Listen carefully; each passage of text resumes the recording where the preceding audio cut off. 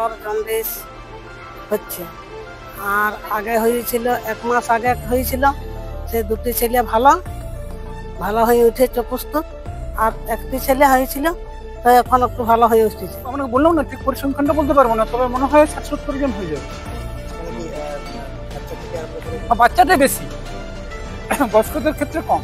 আতঙ্ক মানে আর বছর আমার হয়েছিল, এবারে ভয় হচ্ছে যে এখন যে পরিস্থিতি, যদি আমার বাচ্চাদেরও হয়ে ছোট ছোট বাচ্চা আছে, আমার স্বামীর যদি হয়ে যায়, মানে আমার স্বামী না খাটলে আমার ভাত নেই, তাহলে মানে ভয় মানে যে এখন যদি পড়ে যায় আর পরের জন খেতে পাবে না, এমন অবস্থা হয়ে গেছে। প্রতিটি পরিবারেই একজন করে কম করে এফেক্টেড হয়েছে।